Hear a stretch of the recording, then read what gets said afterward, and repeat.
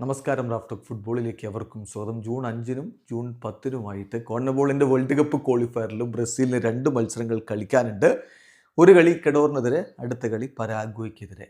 ഈ മത്സരത്തിന് മുന്നോടിയായിട്ട് ബ്രസീലിൻ്റെ ടീം പ്രഖ്യാപിക്കണം. അതിൻ്റെ പ്രാഥമിക ലിസ്റ്റ് 52 അംഗ ലിസ്റ്റ് കഴിഞ്ഞ മാർച്ച് മാസത്തിലൊക്കെ പ്രസിദ്ധീകരിച്ചിരുന്നില്ല. അപ്പോൾ അതുപോലെ പ്രാഥമിക ലിസ്റ്റ് ഇപ്പോൾ തയ്യാറാക്കിയിട്ടുണ്ട്. കാർലോ ആഞ്ചലോട്ടിയും റോഡ്രിഗോ കെയ്റ്റാനയും യുവാനും ചേർന്നുകൊണ്ട്, അതായത് ബ്രസീലിയൻ ദേശീയ ടീമിൻ്റെ എക്സിക്യൂട്ടീവ് ഡയറക്ടറും ടെക്നിക്കൽ ഡയറക്ടറും കോച്ചും ചേർന്നുകൊണ്ട് ഇന്നലെ ഡിസ്കഷൻസ് നടത്തി ഈ പ്രാഥമിക ലിസ്റ്റ് തയ്യാറാക്കിയിട്ടുണ്ട്. എന്നാൽ കഴിഞ്ഞ തവണ മാർച്ച് മാസത്തിൽ ആദ്യമായിട്ടാണ് ബ്രസീൽ ടീമിനെ പ്രഖ്യാപിക്കുന്നതിന് മുമ്പ്, ഫൈനൽ ടീം പ്രഖ്യാപിക്കുന്നതിന് മുമ്പ് പ്രാഥമിക ലിസ്റ്റ് പുറത്തുവിട്ടിരുന്നത്. അതിന് മുമ്പൊന്നും അങ്ങനെ ഒരു കീഴ്വഴക്കമില്ല. കഴിഞ്ഞ തവണ എഡ്നാൾഡോ റോഡ്രിഗസിൻ്റെ ആവശ്യപ്രകാരം അങ്ങനെ പ്രസിദ്ധീകരിച്ചു. പിന്നീട് ഫൈനൽ ലിസ്റ്റ് പ്രസിദ്ധീകരിക്കുകയും ചെയ്തിരുന്നു. അതേപോലെ തന്നെയായിരിക്കും ജൂണിലും കാര്യങ്ങൾ നടക്കുക എന്നതാണ് ആദ്യം വന്നിരുന്നത്. പക്ഷെ അത് മാറ്റിയിരിക്കുന്നു കാർലോ ആഞ്ചലോട്ടി. അപ്പോൾ അദ്ദേഹത്തിൻ്റെ ഒരു നിലപാടെന്ന് പറഞ്ഞാൽ ഈ പ്രാഥമിക ലിസ്റ്റ് പുറത്തുവിടേണ്ട കാര്യമില്ല, അതിലർത്ഥമില്ല. അത് കൃത്യമായിട്ട് ഏതൊക്കെ താരങ്ങളെയാണ് തങ്ങൾ പരിഗണിക്കുന്നത് എന്നുള്ളത് അവരവരുടെ ക്ലബ്ബുകൾ അറിയിച്ചാൽ മതി. അത് മാൻഡേറ്ററിയാണ്, അത് അറിയിക്കണം എന്നല്ലാതെ പബ്ലിക്കലി ഇത് പ്രസിദ്ധീകരിക്കേണ്ടതില്ല എന്ന തീരുമാനം കാർലോ ആഞ്ചലോട്ടി എടുത്തിരിക്കുന്നു.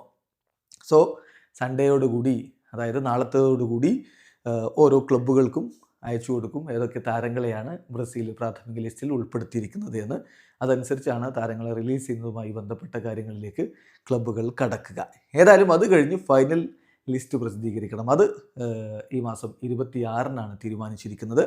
അന്ന് കാർലോ ആഞ്ചലോട്ടി റിയോ ഡി ജനീറോയിൽ എത്തുമെന്നും ടീം പ്രഖ്യാപനം നടത്തുമെന്നുമാണ് ഇപ്പോൾ തീരുമാനിച്ചിരിക്കുന്നത്. കാര്യം വളരെ വ്യക്തമാണ്. ഏതായാലും കഴിഞ്ഞ മാസത്തിൽ നടന്ന കാര്യങ്ങൾ, കഴിഞ്ഞ മാസമല്ല, കഴിഞ്ഞ കോളപ്പിൽ മാർച്ച് മാസത്തിൽ നടന്ന കാര്യങ്ങൾ അതിനി ആവർത്തിക്കേണ്ടതില്ല എന്ന് തീരുമാനിച്ചിരിക്കുന്നു കാർലോ ആഞ്ചലോട്ടി. അദ്ദേഹം ഇപ്പോഴും മാഡ്രിഡിൻ്റെ കോച്ചാണ്, പക്ഷേ ബ്രസീലിലെ കാര്യങ്ങൾ കൃത്യമായിട്ട് ഹാൻഡിൽ ചെയ്യുന്നു എന്ന് വേണം ഇതിൽ നിന്ന് മനസ്സിലാക്കാൻ. അതുപോലെ തന്നെ എഡ്നാൾഡോ റോഡ്രിഗസിനെ കോടതി CBFൻ്റെ പ്രസിഡന്റ് സ്ഥാനത്ത് നിന്ന് മാറ്റിയത് തന്നെ ബാധിക്കുന്നില്ല. തൻ്റെ കോൺട്രാക്റ്റ് സൈനിങ് എഡ്നാൾഡോയുമായിട്ടല്ല, മറിച്ച് CBFുമായിട്ടാണ് എന്ന് ആഞ്ചലോട്ടി റോഡ്രിഗോ കെയ്റ്റാനോയെ നിലപാട് അറിയിച്ചു എന്നും ഗ്ലോബോ റിപ്പോർട്ട് ചെയ്യുന്നുണ്ട്. വീഡിയോ അവസാനിക്കുന്നു.